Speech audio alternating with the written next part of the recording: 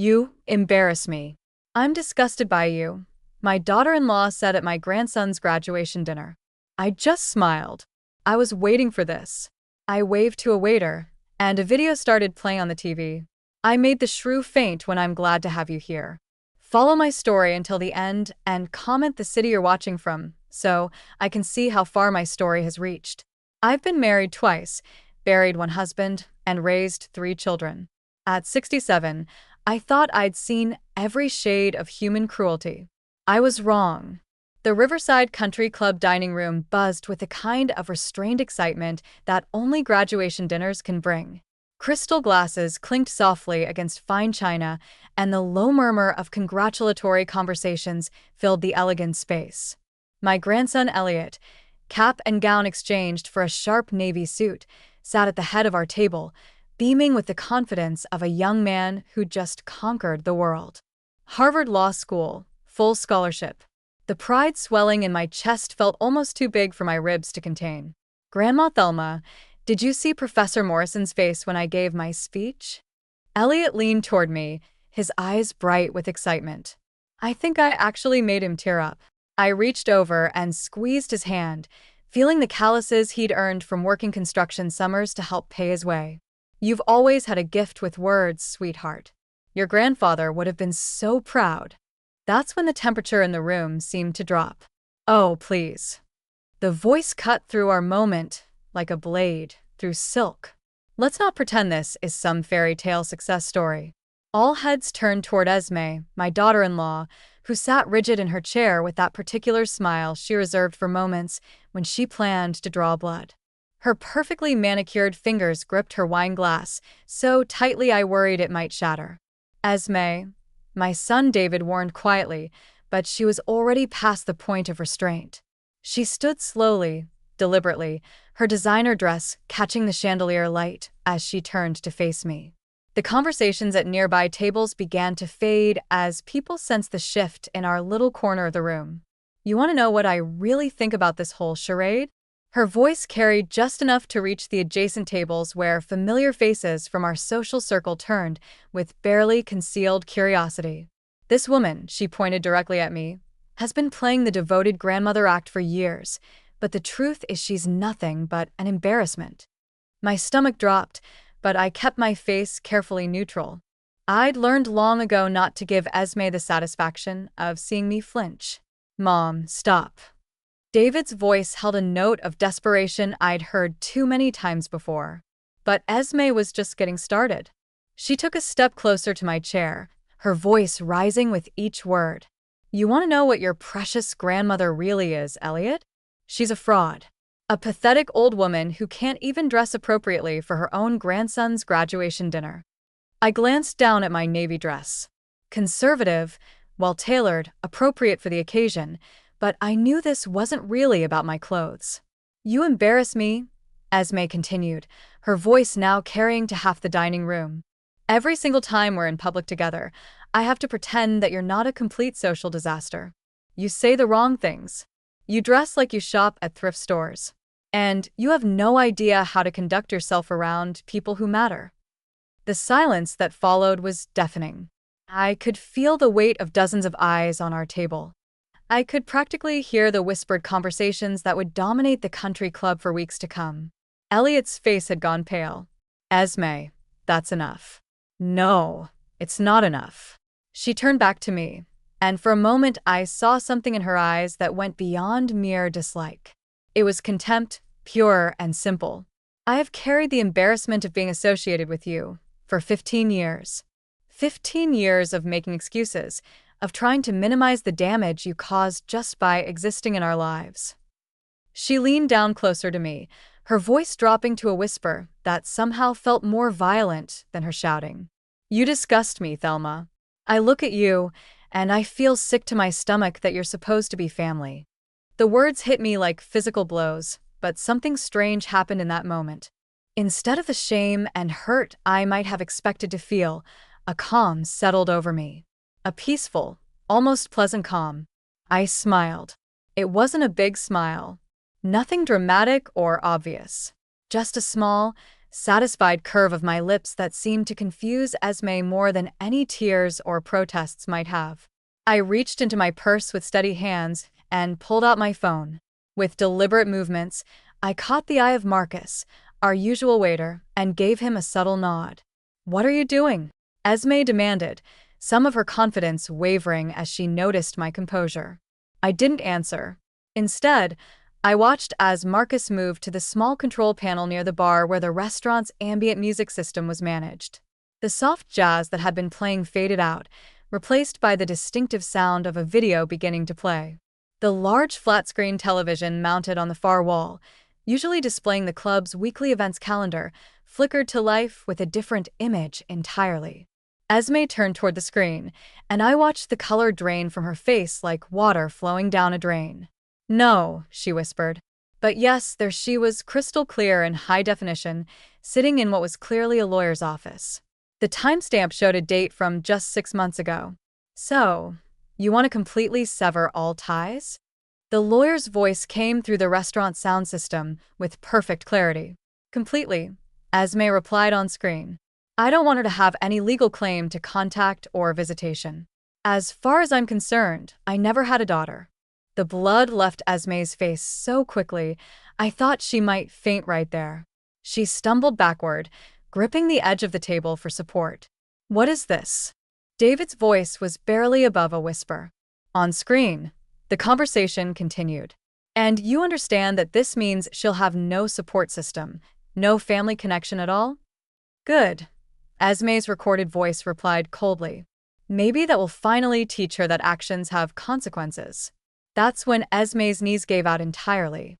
She collapsed into her chair with such force that it slid backward, and then she simply folded forward onto the table, unconscious.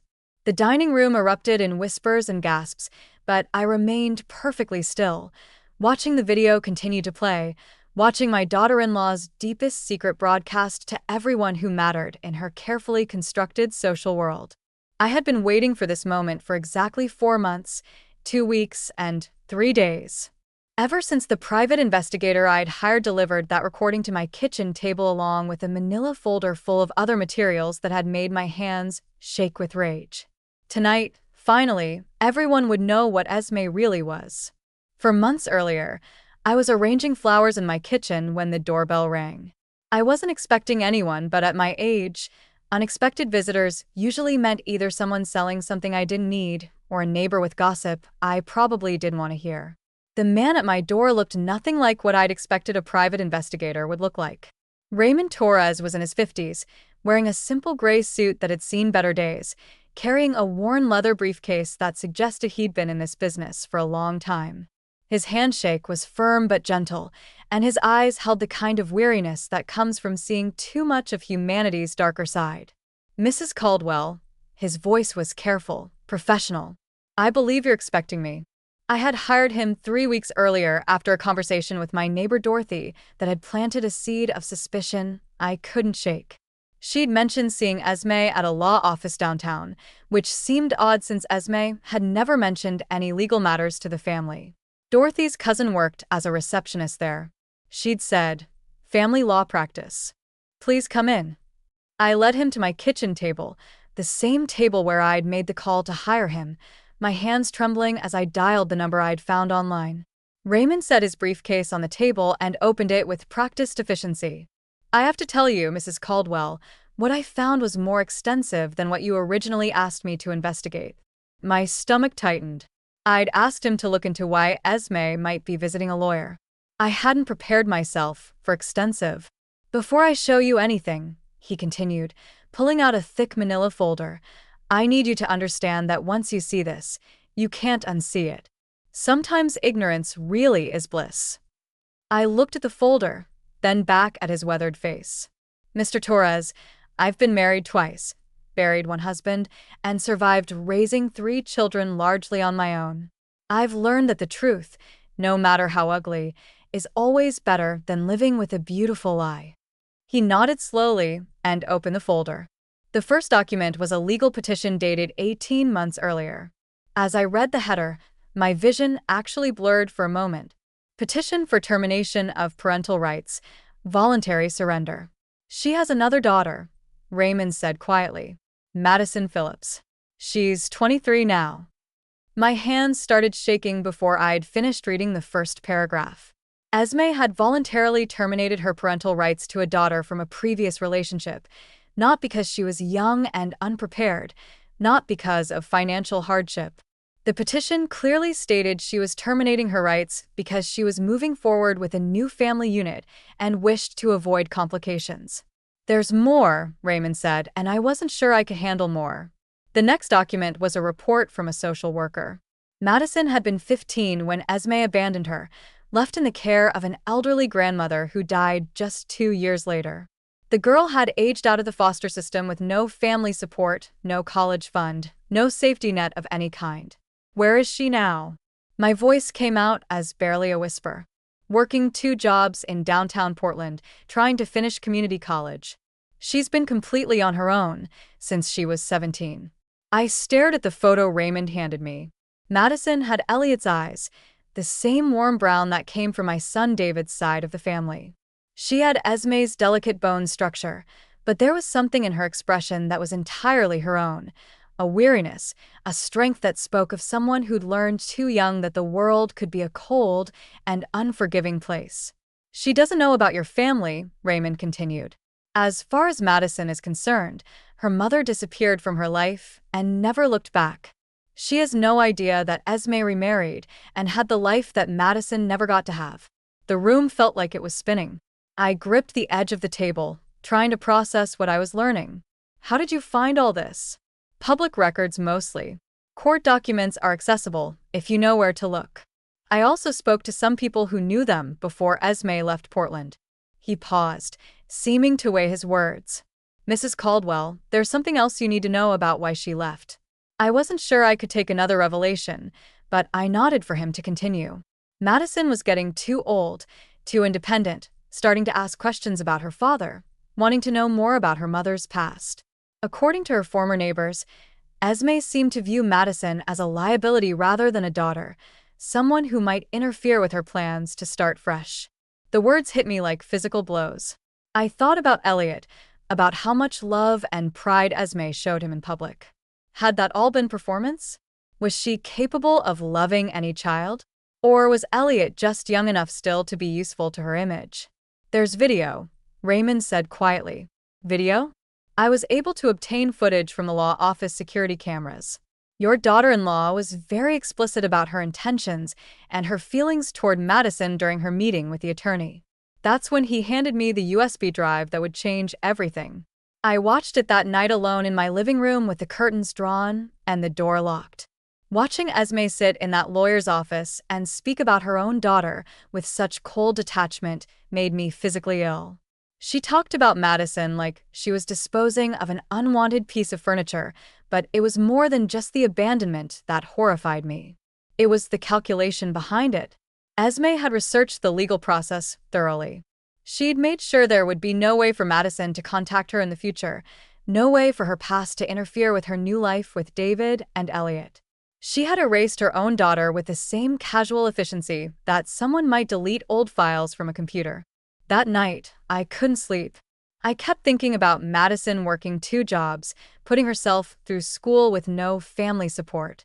I thought about Elliot, the grandson Esme doted on so publicly, and wondered what would happen if he ever became inconvenient to her image.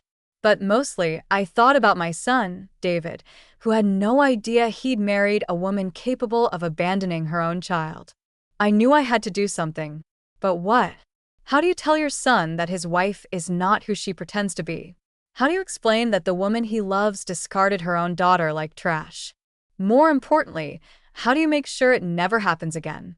That's when I started planning. I hired Raymond to find Madison to learn everything he could about her current situation.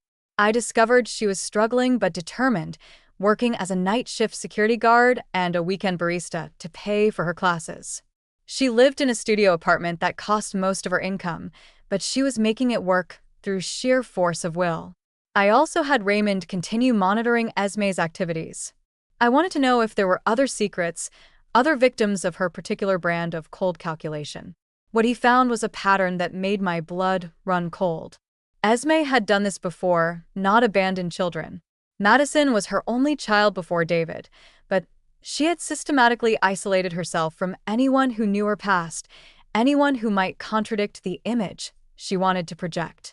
Former friends, distant relatives, even her own mother, all cut off without explanation once they were no longer useful to her carefully constructed persona. My daughter-in-law was not just selfish or self-centered. She was a predator who specialized in emotional manipulation, and my family was her current hunting ground. I spent weeks agonizing over what to do with this information. Should I tell David immediately? Should I contact Madison? Should I confront Esme directly?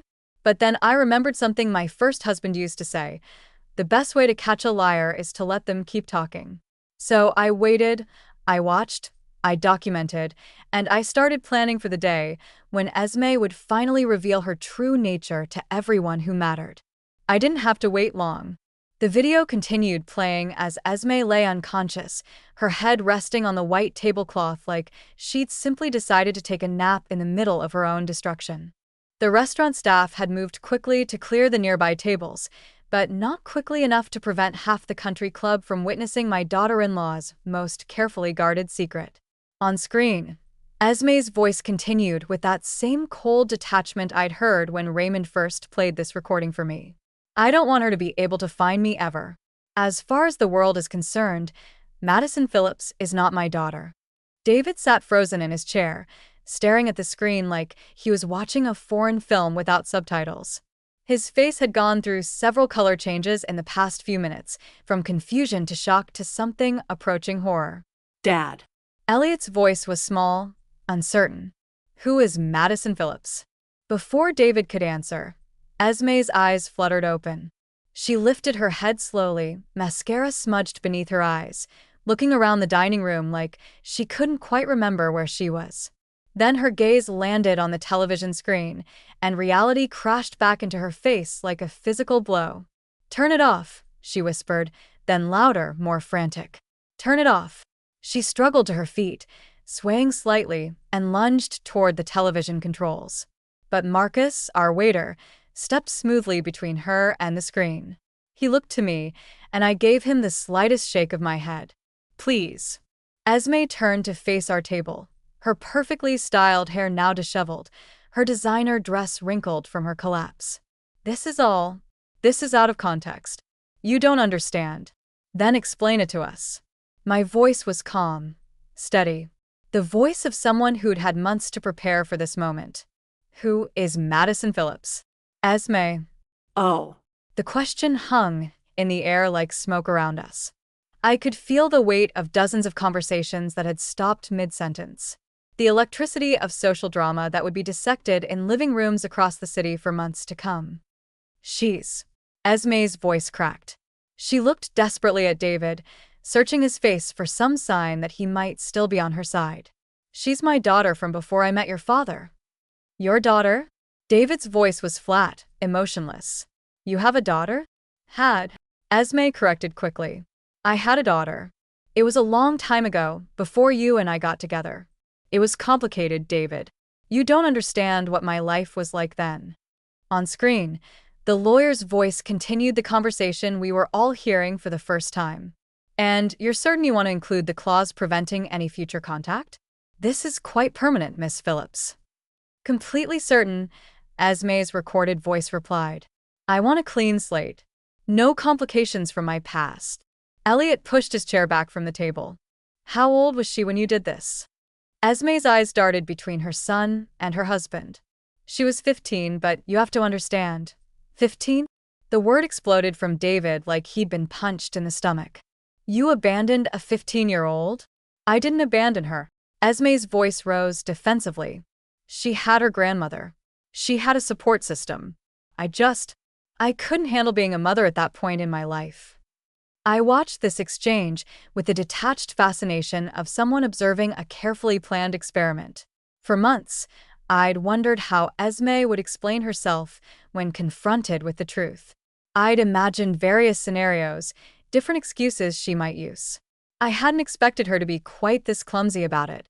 "But you could handle being a mother to me?" Elliot's voice was quiet, But there was an edge to it I'd never heard before. What made me different? The question clearly caught Esme off guard. She opened and closed her mouth several times before managing. That's different. You're different. How? You just are. Her voice was getting higher, more frantic. Elliot, you have to understand. I was young when I had Madison. I wasn't ready. But when I met your father, when we had you, I was in a completely different place in my life. I decided it was time to speak up.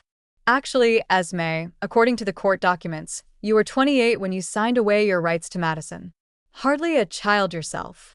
The silence that followed my words was so complete, I could hear the kitchen staff clattering dishes in the back of the restaurant. David turned to look at me for the first time since the video began.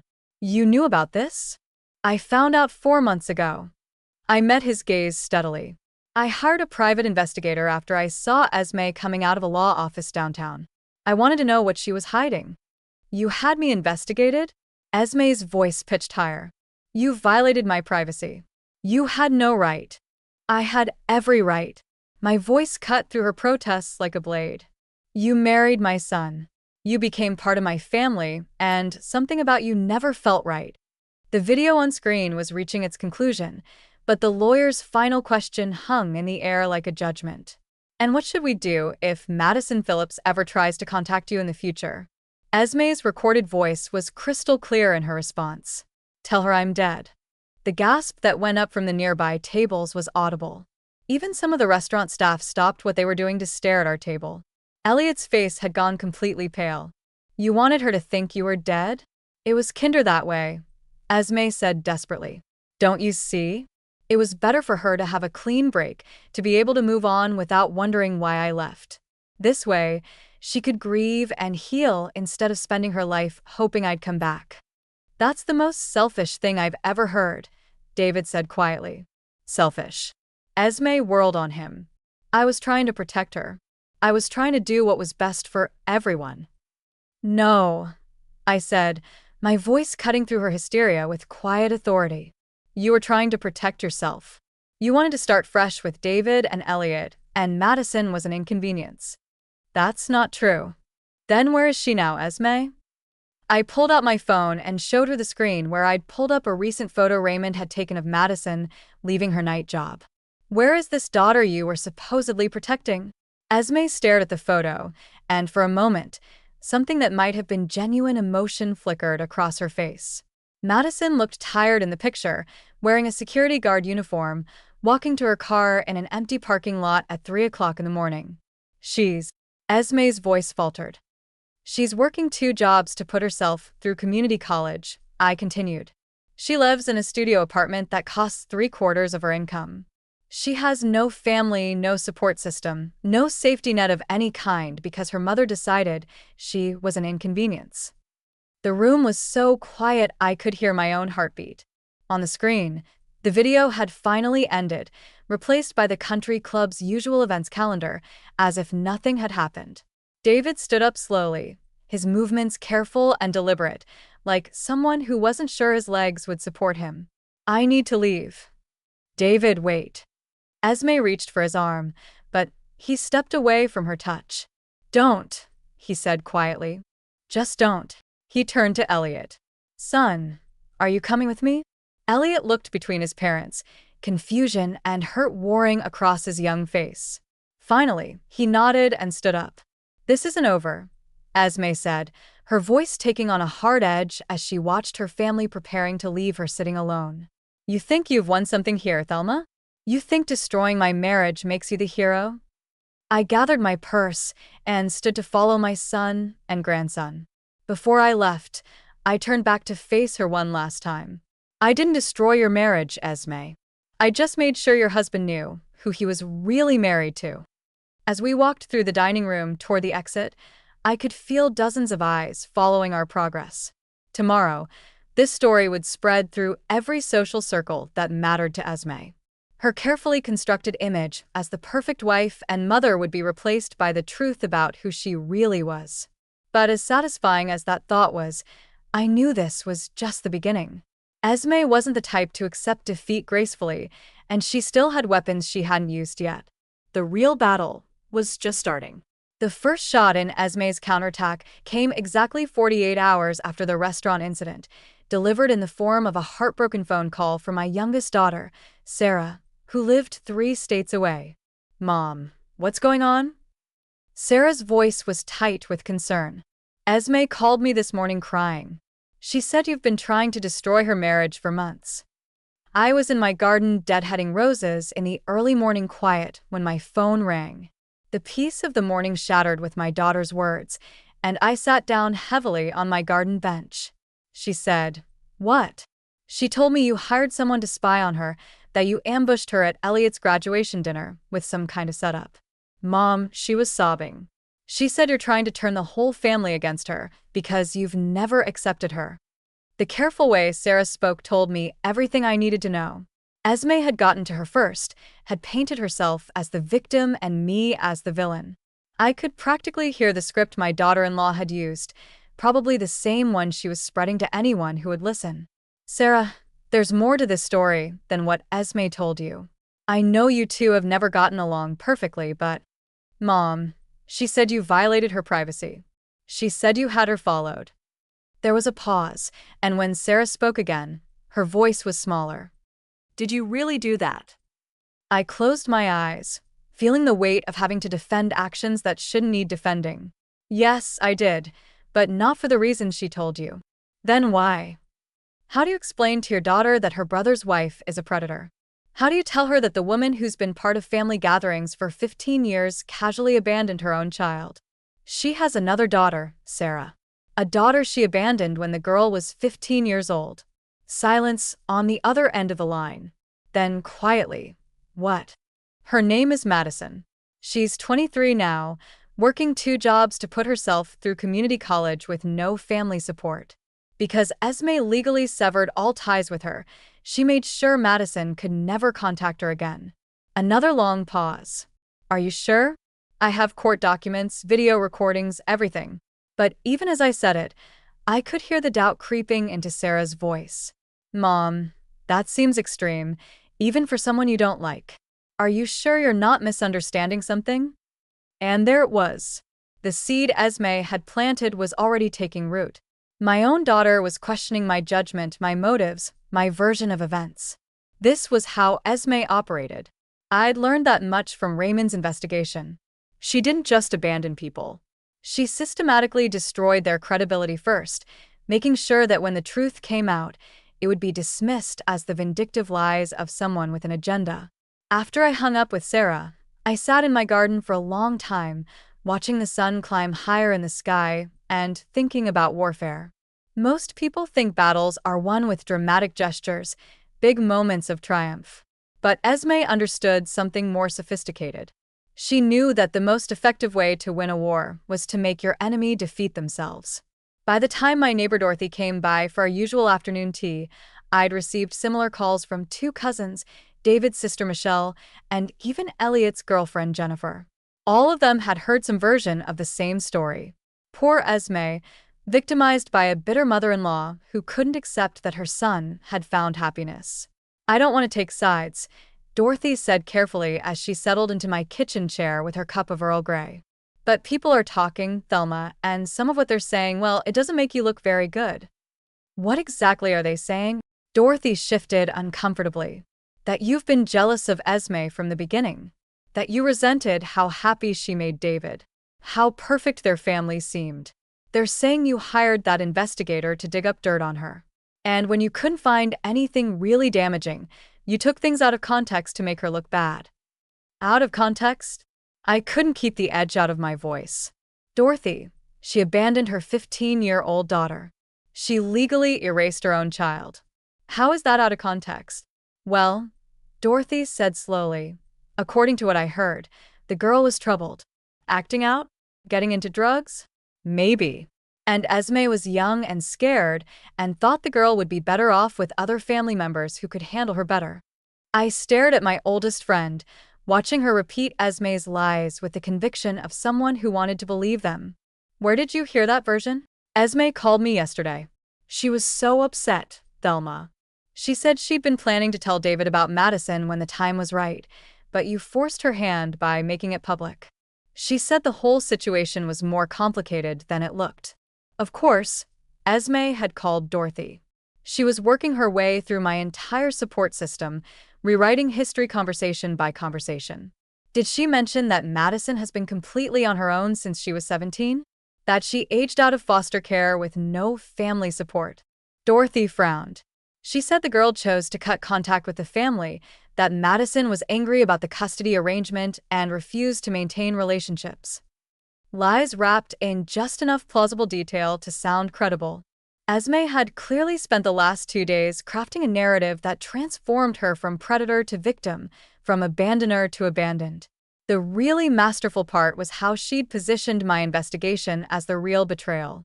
By focusing on my violation of privacy rather than what that investigation had uncovered, she'd made me the villain in my own story. That evening, David called. "Mom, we need to talk." His voice was careful, controlled in a way that made my stomach clench. This wasn't the voice of a son calling his mother. This was the voice of someone who'd been convinced he needed to manage a difficult situation. "Of course, sweetheart. Do you want to come over for dinner? Actually, I think it would be better if we met somewhere neutral. How about that coffee shop on Elm Street tomorrow at 2? Neutral, as if I were some kind of threat that needed to be contained in a public space. The next afternoon, I arrived at the coffee shop 15 minutes early and chose a table in the back corner where we could talk privately.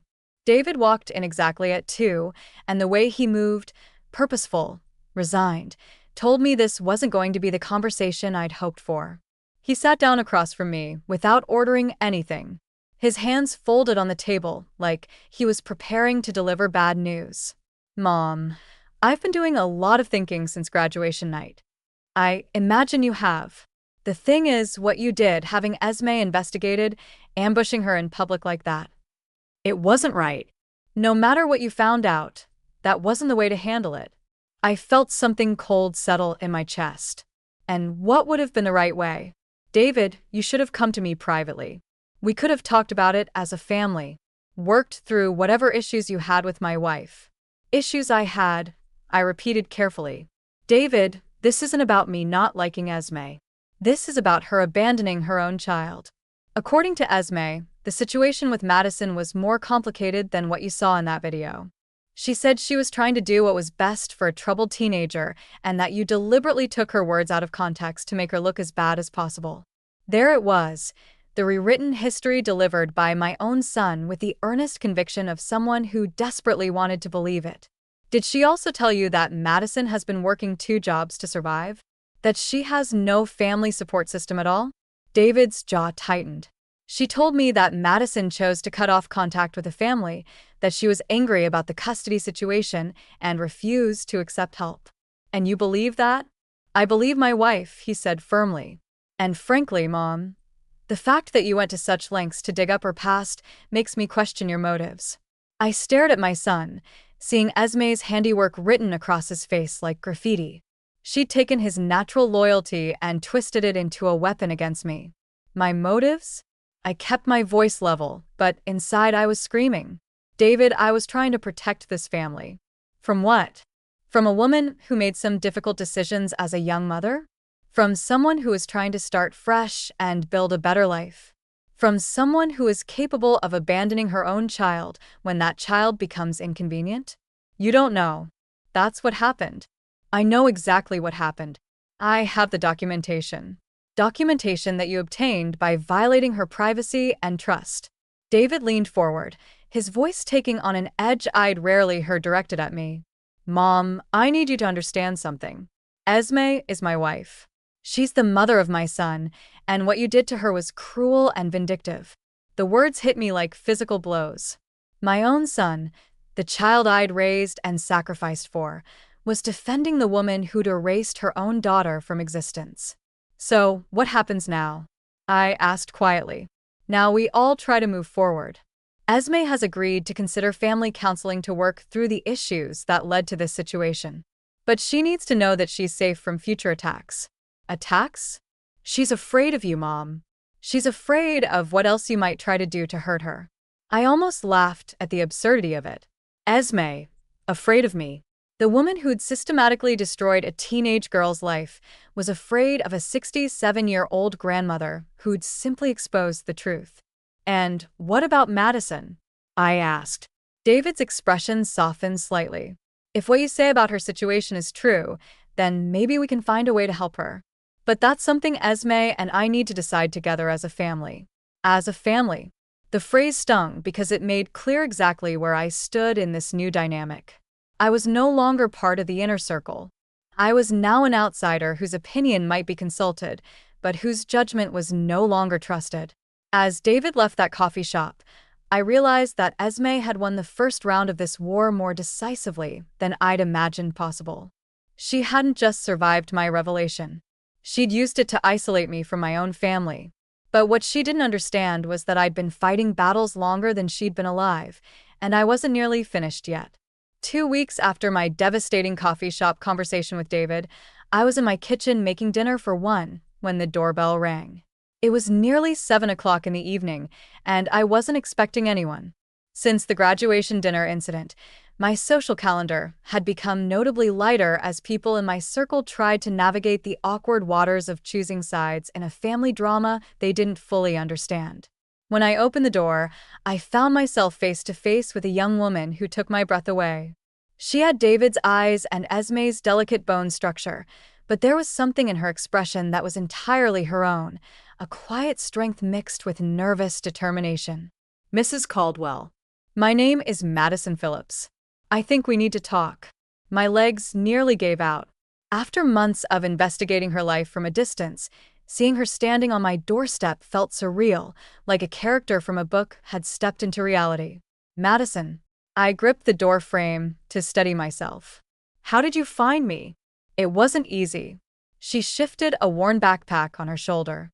But when someone hires a private investigator to look into your life, word eventually gets back to you, especially in a city as small as Portland. Of course, Raymond had been discreet, but not invisible.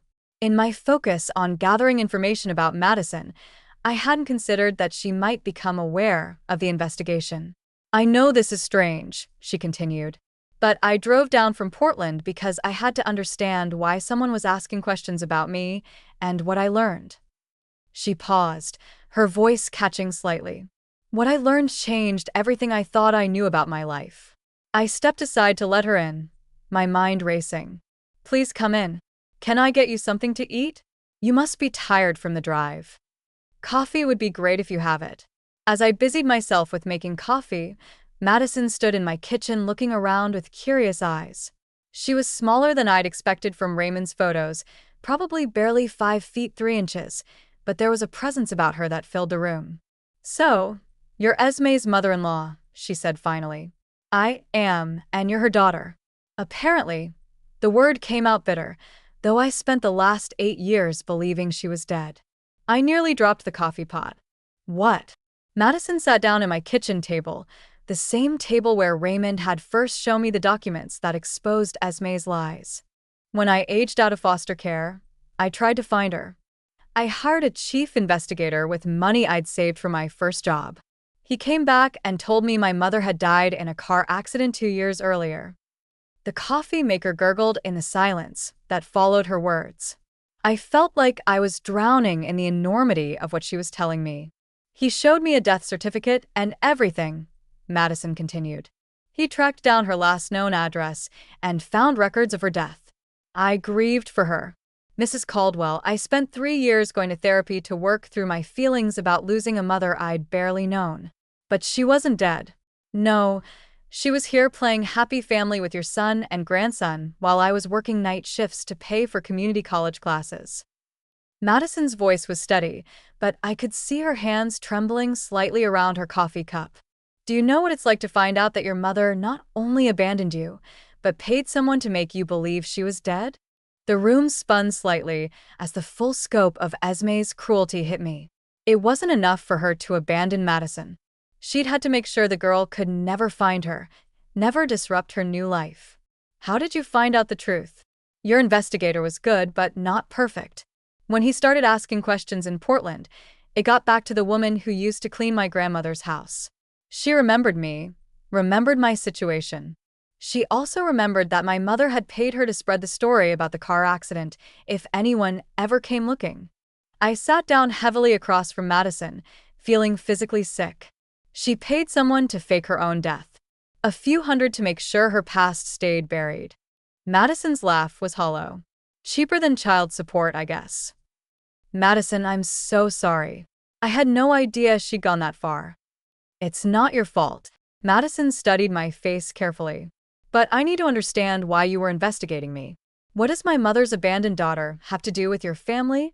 So I told her everything about the private investigator, about the video, about the confrontation at the restaurant.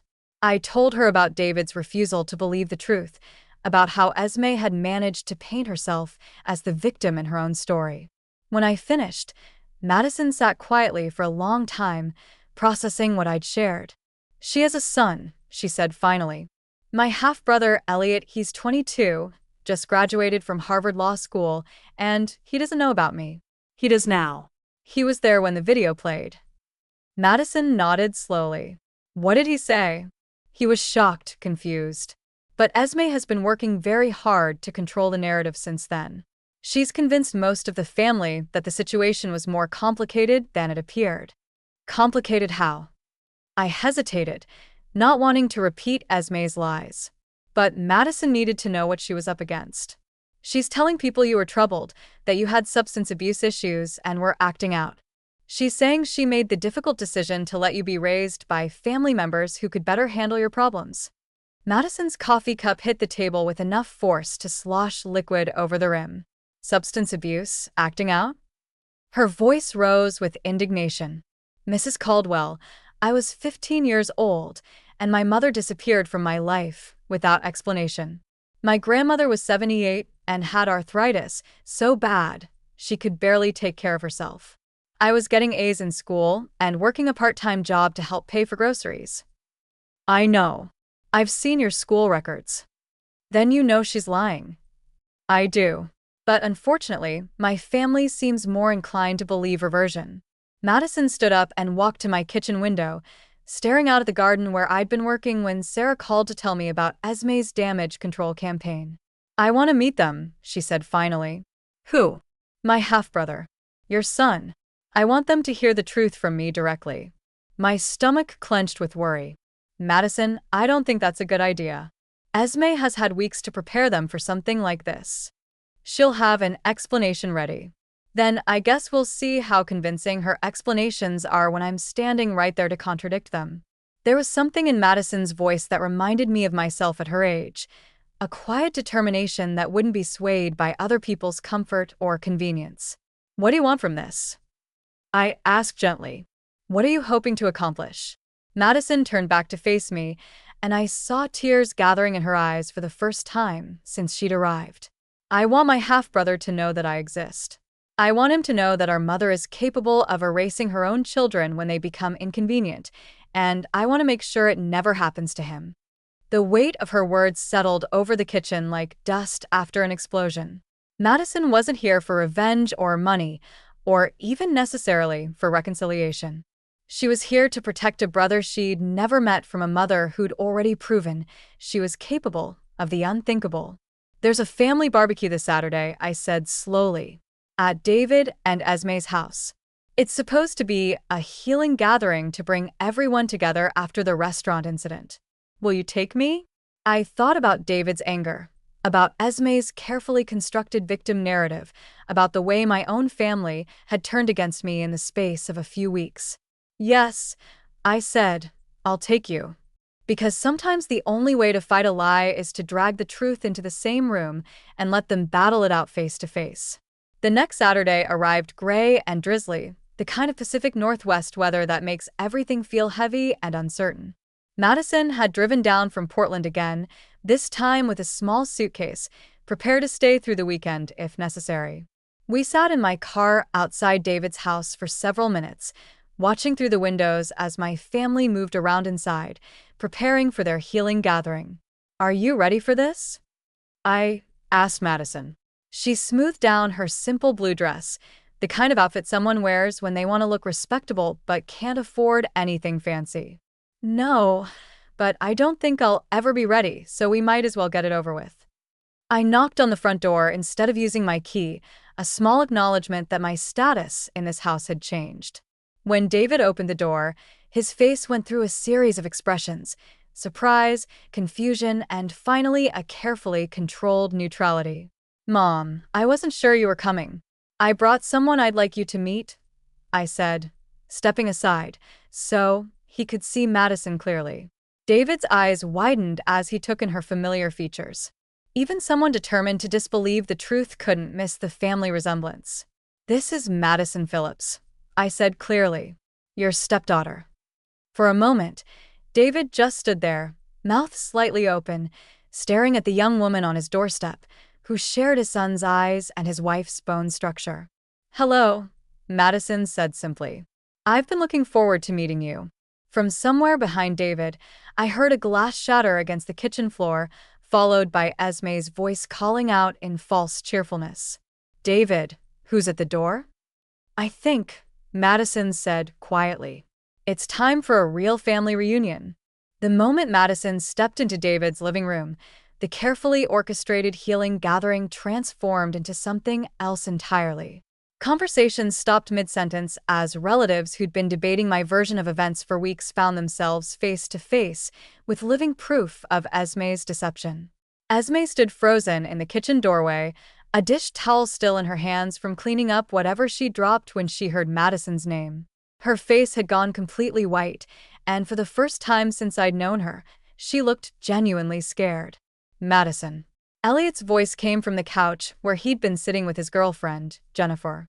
He stood up slowly, studying the young woman beside me with obvious fascination. You're my sister?" "Half-sister," Madison corrected gently. "But yes."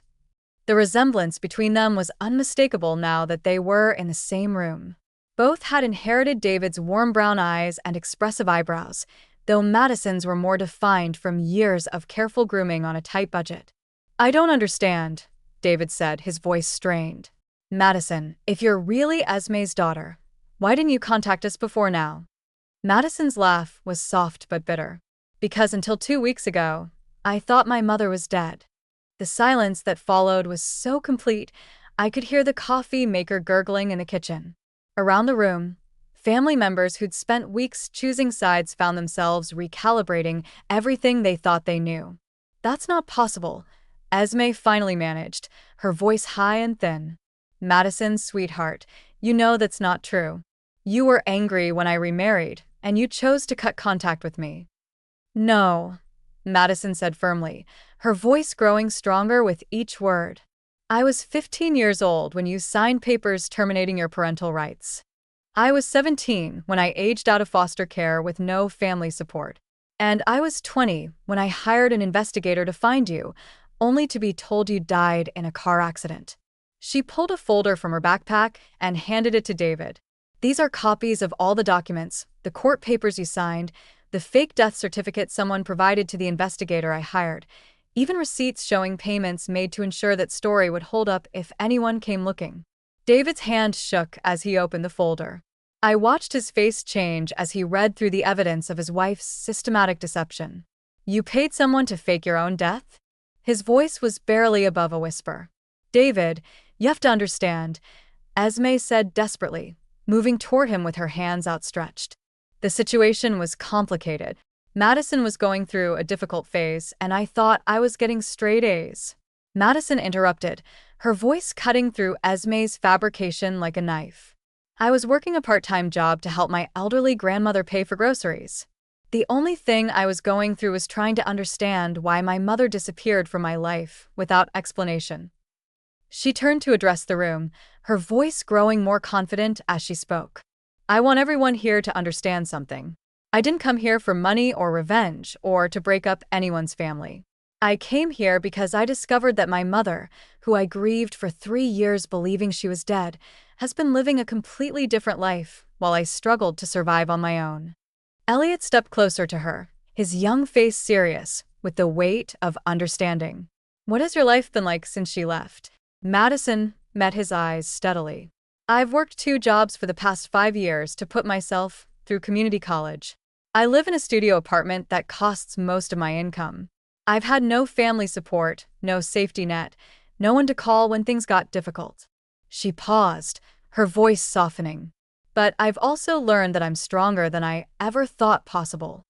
Oh, sweetheart, my sister-in-law Michelle spoke up from across the room, her voice full of genuine sympathy. We had no idea. Because you were never meant to know, Madison replied. My mother made sure of that. Esme was backing toward the kitchen, her carefully constructed world crumbling around her. You don't understand, she kept repeating. None of you understand how complicated the situation was. Then explain it to us, David said, his voice hard. Explain how abandoning a 15-year-old and then faking your own death was the right thing to do. She wasn't my responsibility anymore. Esme's facade finally cracked completely, revealing the cold calculation underneath. I had a new life, a new family. I couldn't have my past following me around, complicating things. The honesty of that statement hit the room like a physical blow. Several people actually stepped back as if Esme's words were contaminated. So, you just erased her, Elliot said quietly. You erased your own daughter. I did what I had to do. Esme's voice was rising to a near shriek. You think it was easy? You think I wanted to give up my child? But I had to choose between my past and my future. And I chose my future. You chose yourself, Madison said with devastating simplicity. You chose your own comfort over your child's well-being.